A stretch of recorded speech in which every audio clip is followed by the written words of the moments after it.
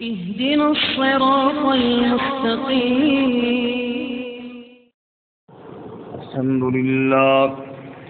الحمد لله وكفى، والصلاة والسلام على خاتم الرسل وسيد الأنبياء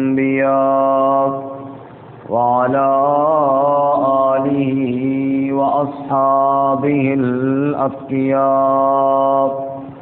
أما بعد فأعوذ بالله من الشيطان الرجيم. بسم الله الرحمن الرحيم.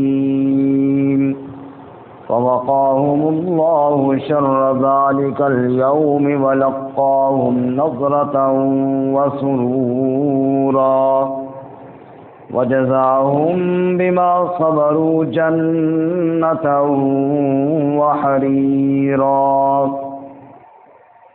متكئين فيها على الأرائك لا يرون فيها شمسا ولا زمهريرا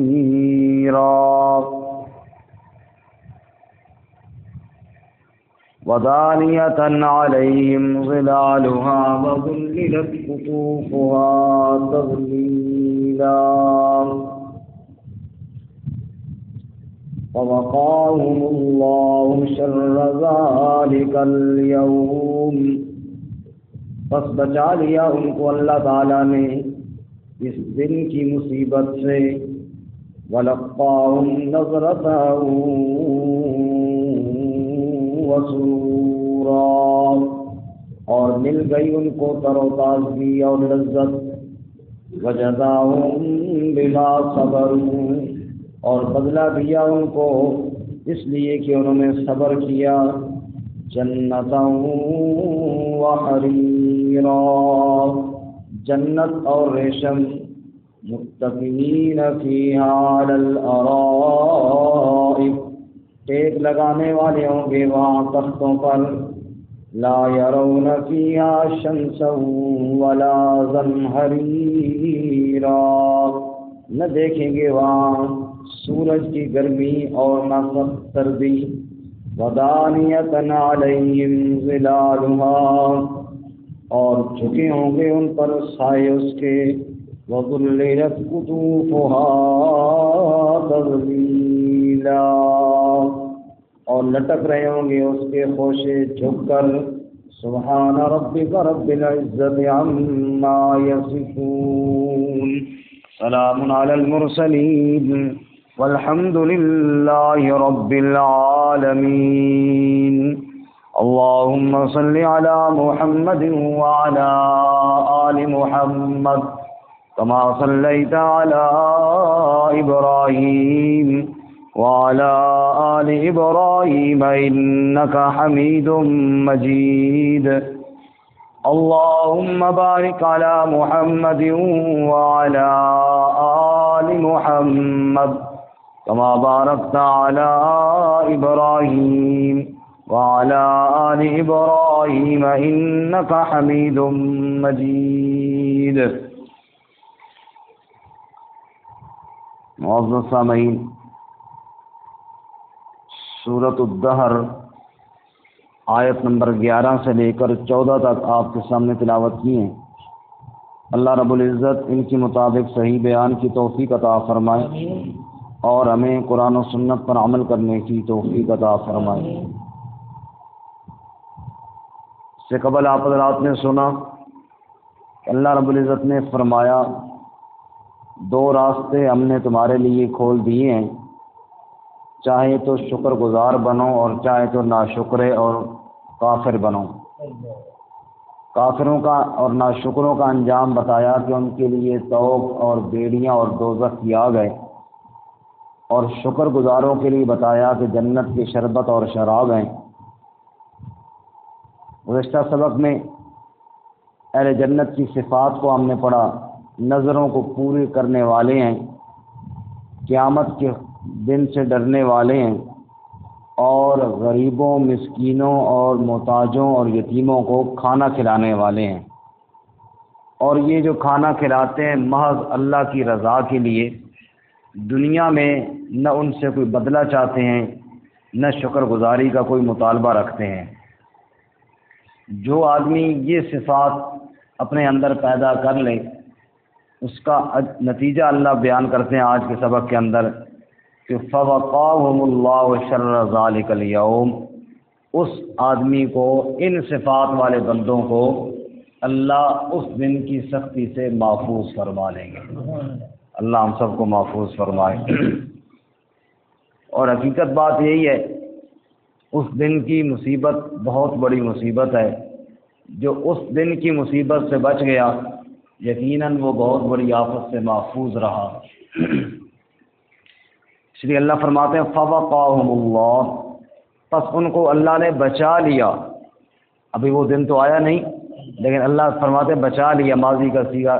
مطلب یہ ہے کہ گویا کہ یوں سمجھو کہ وہ بچ گئے، ابھی وہ کام ہوا نہیں لیکن یوں سمجھو کہ ہو گیا۔ جیسے کوئی آدمی کسی کو کام کہتا ہے نا کہ جی مہربانی کرنا، وہ کہتا ہے جی بس یوں سمجھو کہ آپ کا کام ہو گیا، حالانکہ وہ 5 دن بعد کام کرنا ہوتا ہے، لیکن کہتا ہے جی سمجھو کہ ہو گیا۔ اللہ فرماتے ہیں یوں سمجھو کہ یہ لوگ اس دن کی مصیبت سے بچ گئے۔ جو لوگ اپنے اندر یہ صفتیں پیدا کریں کہ نظروں کو پورا کریں اور اس دن سے ڈرتے رہیں اور مسکینوں کو کھانا کھلاتے رہیں، یہ بچ گئے اس دن کی گرمی سے، یہ بچ گئے اس دن کی مصیبت سے۔ اللہ ہمیں نصیب فرمائے۔ فرماتے فَوَقَاهُمُ اللَّهُ شَرَّ ذَلِكَ الْيَوْمِ، اللہ نے بچا لیا ان کو اس دن سے، اس دن کی تکلیف سے۔ وَلَقَّاهُمْ نَضْرَةً وَسُرُورًا، اور ان کو تر و تازگی اور سرور، لذت اللہ تعالیٰ نے عطا فرمایا۔ حدیث پاک کے اندر آتا ہے، وہ حدیث یہاں سنانی بڑی مناسب ہے۔ آپ نے ارشاد فرمایا سبعۃ یظلھم اللہ فی ظلہ یوم لا ظل الا ظلہ۔ روز محشر کی گرمی بڑی سخت گرمی ہے، اللہ حفاظت فرمائے۔ سورج سر کے اوپر آ جائے گا، زمین بدل جائے گی اور انسان اپنے پسینے کے اندر ایسے ڈوبا ہوا ہوگا۔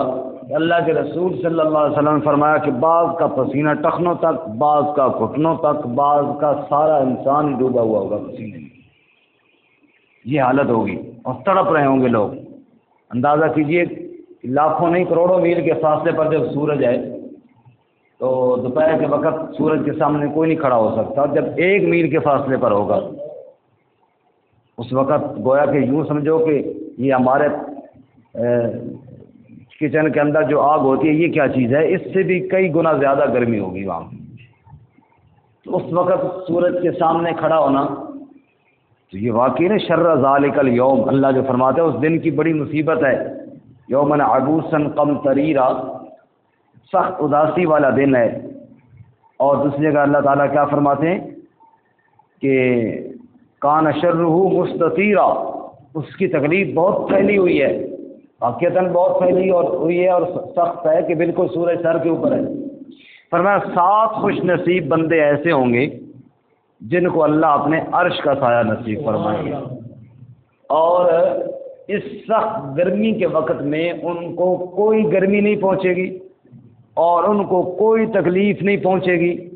جس طرح کہتے ہیں نا VIP پروٹوکول دیا جائے گا، یہ 7 خوش نصیب بندے محشر کی گرمی کا ان کو پتہ ہی نہیں ہوگا، رب کے عرش کے سائے کے نیچے ہوں گے۔ وہ کون ہے جی؟ فرمایا سب سے پہلے امام عادل، انصاف کرنے والا بادشاہ، انصاف کرنے والا بادشاہ جس نے زمین پر عدل کیا اور اللہ کی مخلوق کے اوپر انصاف کیا اور دھرتی کو ظلم و ستم سے پاک کر دیا۔ اللہ محشر کی گرمی سے اس بادشاہ کو بچائیں گے اور اس کو اپنے عرش کا سایہ نصیب فرمائیں گے۔ اندازہ کیجئے کہ مخلوق کے اوپر رحم کرنا اللہ کو کتنا پسند ہے۔ دنیا کے اندر ایک آدمی 1000 نفلیں پڑھے، اتنا اس کو اجر نہیں ملے گا جتنا انصاف کرے تو اس کو اجر ملے گا۔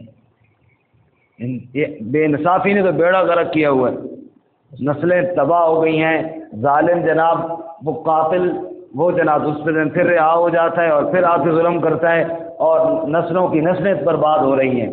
فرمایا انصاف کرنے والا بادشاہ، اس کا اللہ کے نبی نے سب سے پہلے نام لیا۔ بادشاہ حالانکہ بڑی عجیب چیز سمجھی جاتی ہے، لیکن جس نے اس بادشاہت کے اندر اللہ کو راضی کیا ہے وہ وہاں اللہ کے عرش کے سائے کے نیچے ہوگا۔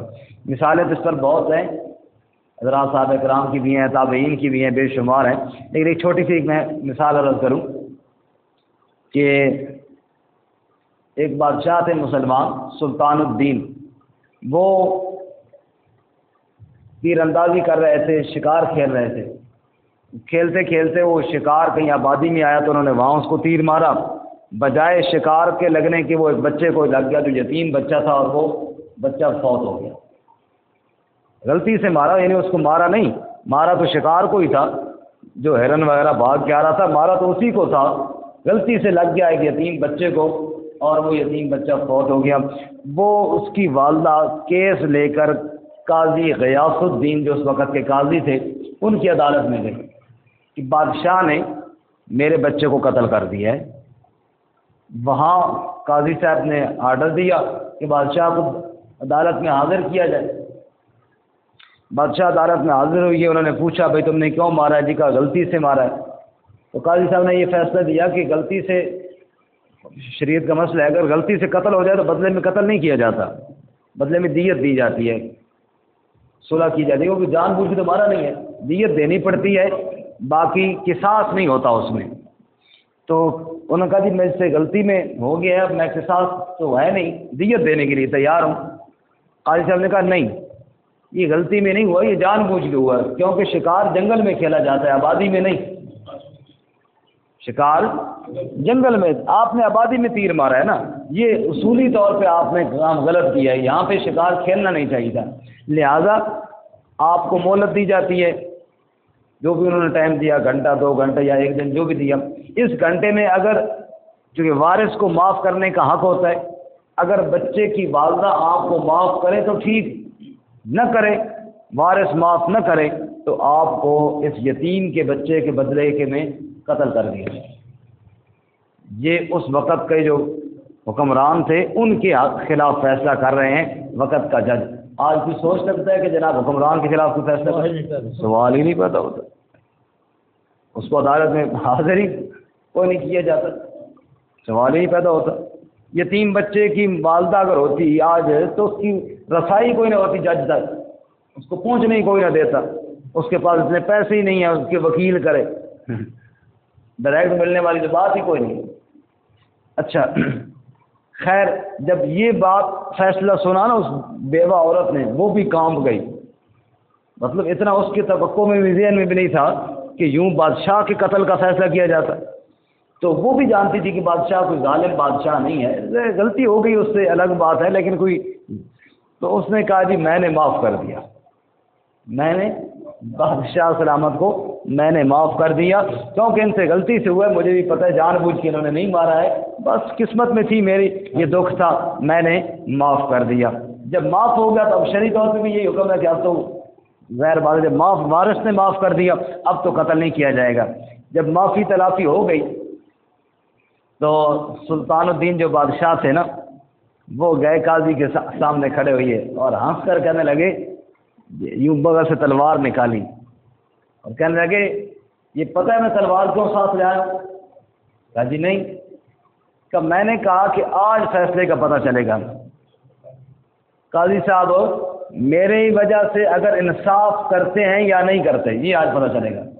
اگر تو انہوں نے انصاف کیا اور میرا لحاظ نہ کیا اور ایک بیوہ غریب عورت کی فریاد رسی انصاف کے ساتھ پوری کی پھر تو ٹھیک، اور اگر انہوں نے دیکھا کہ بادشاہ ہے اور یہ کر کے وہ ڈگمگا گئے اور فیصلہ نہ کر سکے تو میں تلوار کے ساتھ ادھر ہی قاضی کو قتل کر دوں گا، کہ اس کرسی پر بیٹھنے کے وہ بندہ قابل ہی نہیں ہے جو انصاف نہ کر سکے۔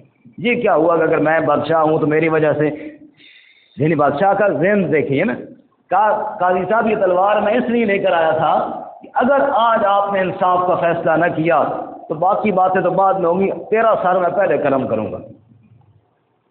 قاضی صاحب مسکرائے اور انہوں نے اپنی کرسی کے نیچے سے ایک درہ نکالا اور کہنے لگے بادشاہ سلامت، یہ پتہ ہے درہ میں نے کیوں رکھا ہوا تھا؟ کہا نہیں۔ کہا میں نے بھی سوچا ہوا تھا کہ اب دیکھو میں جب فیصلہ کروں گا نا اب ایک دو صورتیں، یا تو بادشاہ تسلیم کر لے گا اور یا آگے اکڑ جائے گا کہ تو کون ہوتا ہے، میں نے یہ جلات تیار کی ہوئی تھے، میں نے کہا اگر وہ اکڑ جائے اور بات نہ مانے، باقی میرے ساتھ جو ہوگا وہ بعد میں ہوگا، فوراً ادھر ہی لمبا کر لینا، درہ میرے ہاتھ میں ہوگا، ایک دفعہ تو مار مار کے چمڑی ادھر دوں گا، باقی دیکھا جائے گا بعد میں جو ہوگا۔ جب بادشاہ عدل والے ہوں تو پھر آگے جج بھی ایسے انصاف والے ہوتے ہیں، جو ایسے انصاف والے ہوں وہاں قتل نہ حق، کہاں خون بہتا ہے کسی کا، جب یوں انصاف دیا جائے۔ رسول اللہ فرماتے ہیں انصاف والے بادشاہ کو محشر کی گرمی سے بچا کر اللہ کے عرش کے سائے کے نیچے میں جگہ دی جائے گی۔ سبحان اللہ، اللہ تعالیٰ انصاف کا نظام نصیب فرمائے۔ آمین ثم آمین۔ اب تو آنکھیں ترس گئی ہیں نظام انصاف کا دیکھنے کے لیے، اور کان ترس گئے ہیں انصاف کے فیصلے سننے کے لیے۔ اللہ اللہ، امام عادل، فرمایا انصاف والا بادشاہ وہ اللہ کے عرش کے سائے کے نیچے ہوگا، محشر کی گرمی سے اسے کوئی پرواہ نہیں ہوگی۔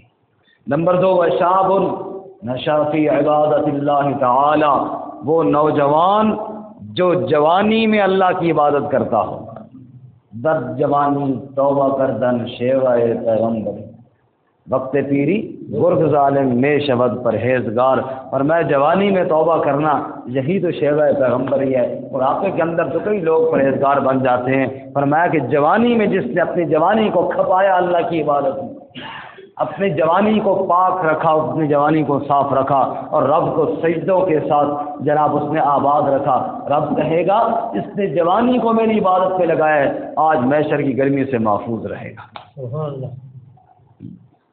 نمبر 3، رسول اللہ صلی اللہ علیہ وسلم نے فرمایا وَرَجُلٌ دَعَتْهُ امْرَأَةٌ ذات منصب و جمال فقال انی اخاف اللہ، وہ آدمی جس کو ایک حسین و جمیل خاندانی عورت وہ برائی اور زنا کے لیے خود دعوت دے، اور وہ جواب میں کہے انی اخاف اللہ، میں اللہ سے ڈرتا ہوں۔ جس کو ایسا برائی کا موقع ملے اور پھر بھی وہ اپنی نفس پر قابو رکھ کر برائی سے اپنے آپ کو بچا لے، کہا اللہ کے رسول صلی اللہ علیہ وسلم نے اس کو بھی اللہ محشر کی گرمی سے بچا کے اپنے عرش کا سایہ نصیب فرمائے۔ چوتھا بندہ، فرمایا ورجلان تحابا فی اللہ اجتمعا علیہ وتفرقا علیہ۔ نمبر 4، وہ 2 خوش نصیب بندے جنہوں نے آپس کے اندر محبت رکھی اللہ کی رضا کے لیے۔ اس کے لیے اللہ کی ذات، دنیا کی کوئی لالچ نہیں تھی، دنیا کا کوئی مفاد نہیں تھا، اس سے دنیا کا کوئی تذکرہ نہیں تھا، صرف اس لیے کہ اللہ راضی ہو جائے، یہ دیندار آدمی ہے، یہ دین والا ہے، میری اس کے ساتھ محبت ہے۔ فرمایا جو دین کی وجہ سے اللہ کی وجہ سے محبت کریں گے، اکٹھے ہوں تو بھی اسی وجہ سے، جدا ہوں تو بھی اسی وجہ سے، دین کی وجہ سے، ذاتی ان کا اور کوئی معاملہ نہ ہو، فرمایا رب کہیں گے میری وجہ سے محبت کرنے والے آج میرے عرش کے سائے کے نیچے آ جائیں۔ سبحان اللہ، اللہ میں نصیب فرمائے۔ آمین۔ یہ تو آسان کام ہے نا، صرف بندہ کسی سے محبت اللہ کی رضا کے لیے کرے، صرف اللہ کی رضا کے لیے کرے، اور کوئی مقصد نہ ہو۔ 5واں بندہ، رسول اللہ صلی اللہ علیہ وسلم فرماتے ہیں 5واں خوش نصیب بندہ وہ ہے رجل قلبہ معلق فی المساجد، کہ جس کا دل مسجد کے ساتھ جڑا رہے، اللہ کے گھر کے ساتھ ایسا تعلق ہو کہ مسجد سے باہر گیا پھر ذہن میں ہے جناب ایک منٹ دیکھ رہا ہے کتنا ٹائم ہے، بس میں تاکہ لیٹ نہ ہو جاؤں، باہر ہے کہیں گئے ہوئے ذہن میں رکھا ہوا ہے نماز کا ٹائم کہ جناب جماعت رہ نہ جائے، نماز رہ نہ جائے، وہ دھیان اللہ کے گھر کی طرف ہے۔ رسول اللہ صلی اللہ علیہ وسلم کا ایک یہ بھی معمول ہے، کہیں آپ سفر پہ جاتے تھے تو مسجد سے ہو کر جاتے تھے اور واپس آتے تھے تو پہلے مسجد میں آ کر پھر گھر جایا کرتے تھے۔ تعلق ہے اللہ کے گھر کے ساتھ، ایسا تعلق فرمایا جس کا اللہ کے گھر کے ساتھ تعلق ہوگا اللہ اس کو بھی عرش کا سایہ نصیب فرمائیں گے۔ اور ایک بڑے مزے کی بات بتاؤں، مسجد نبوی کے ایک خادم تھے، بعض روایات میں خادمہ آتے ہیں، خادم یا خادمہ، صفائی کیا کرتے تھے، فوت ہو گئے اور رات کے وقت دفن کر دیے گئے، چونکہ صحابہ اکرام کے دور میں نبی پاک صلی اللہ علیہ وسلم کی تعلیمات پہ عمل کرنے والے لوگ تھے، اور وہ ایسے تھا نہیں کہ ہماری طرح کے 2 دن میت رکھتے، وہ تو فوراً بس قبر کا انتظار، قبر تیار ہوئی تو فوراً دفن کر دیا جاتا۔ وہ رات کو ہی دفن کر دیے، نبی پاک صلی اللہ علیہ وسلم کو نہ جگایا، ابھی آپ آرام فرما رہے ہیں تو آپ کو تکلیف نہیں دیتے. اب یہاں سے ایک اندازہ یہ بھی کیجئے کہ جناب فلاں صاحب آ رہے ہیں، فلاں صاحب آ رہے ہیں، رسول اللہ صلی اللہ علیہ وسلم کا انتظار بھی نہیں کیا گیا، کیونکہ اللہ کے نبی کی تعلیم یہ تھی، آپ کی تعلیمات یہ تھی کہ بس دیر نہ کرو. تو رات کو دفن کر دیا گیا. آپ صلی اللہ علیہ وسلم نے پوچھا وہ خادم کدھر گئے؟ یا رسول اللہ وہ تو فوت ہو گئے اور ہم نے رات کو دفن کر دیا. ہم نے کہا آپ کو تکلیف ہے، رات کو اٹھائیں گے تو صبح تک قبر تیار ہو گئی تھی، آپ کا حکم یہی تھا کہ دیر نہ کرو، تو ہم نے دفن کر دیا. آپ نے فرمایا مجھے ان کی قبر بتاؤ، اور آپ کو قبر بتائی گئی، اور وہ مسجد کا جو خادم تھا آپ نے اس کی قبر پہ جا کے جنازہ پڑھایا. سبحان اللہ. دوبارہ یہ اعزاز مسجد کی صفائی کرنے والے کو حاصل ہوا ہے اور کسی کو حاصل نہیں ہوا. جس کا دل مسجد کے ساتھ اچکا اور جڑا ہوا وہ فرمایا کہ وہ اللہ کے عرش کے. کتنے آدمی ہو گئے جی؟ 5. چھٹا آدمی فرمایا وَرَجُلٌ تَصَدَّقَ بِالصَّدَقَةِ فَأَخْفَاهَا، جس نے صدقہ دیا اور خفیہ صدقہ دیا، خفیہ چھپا کر کے دیا. حَتَّى لَا تَعْلَمَ شِمَالُهُ مَا تُنْفِقُ يَمِينُهُ، ایسا خفیہ صدقہ دیا کہ بائیں ہاتھ کو بھی پتہ نہ چلا کہ دائیں ہاتھ نے کیا صدقہ کیا. ایسا خفیہ صدقہ کیا. آج خفیہ صدقہ کہاں ہوتا ہے؟ خفیہ صدقہ ایسے جس میں تصویر نہ بنے وہ صدقہ کہاں ہوتا. آج تو تصویر بنوانے کے بغیر صدقہ دیا ہی نہیں جاتا. میں نے کل پرسوں یہ عرض کیا کہ وہ تصویر دیکھ کر دل کام گیا کہ ایک عورت کو 1000 روپے دیے جا رہے، 4 یا 5 بندے تصویر بنا رہے ہیں. خوب اس کو مطلب بیچاری کو ذلیل کر کے پھر جناب اس کو صدقہ دیا جا رہا ہے.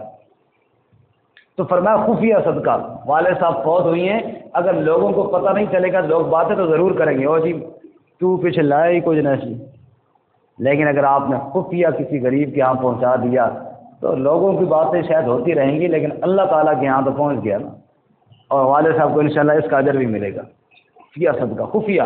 اور خفیہ صدقہ اتنا اللہ کو پسند ہے کہ فرمایا کہ محشر کی گرمی سے اللہ اس بندے کو بچائیں گے جس نے خفیہ صدقہ کیا، اور اتنا خفیہ کیا کہ بائیں ہاتھ کو بھی خبر نہ ہوئی کہ دائیں ہاتھ نے کیا صدقہ کیا.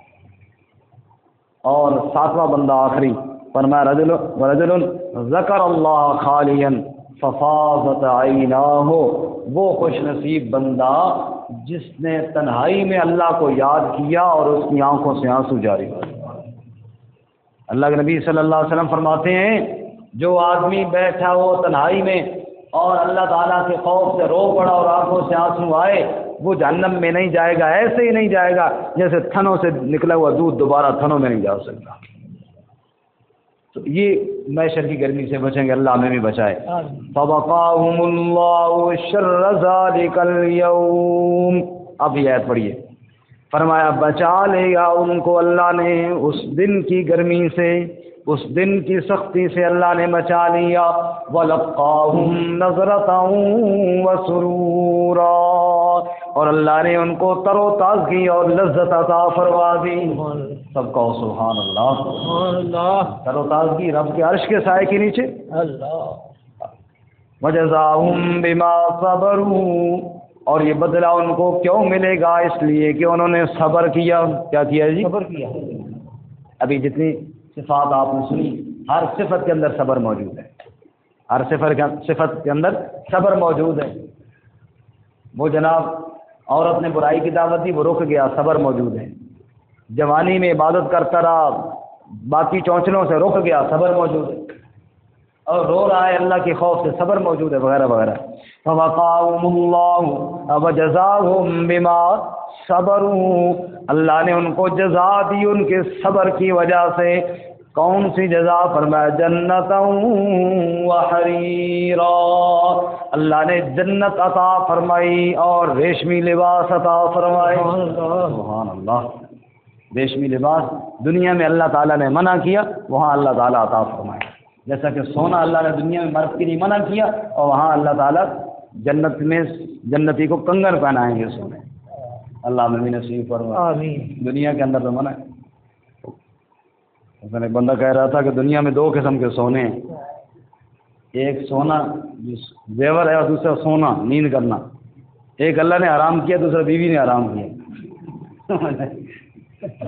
زیور اللہ نے حرام کیا اور سونا بیگم نے حرام کیا. وہاں یہ دونوں حرام نہیں ہوں گے جناب، لذت ہی لذت ہے.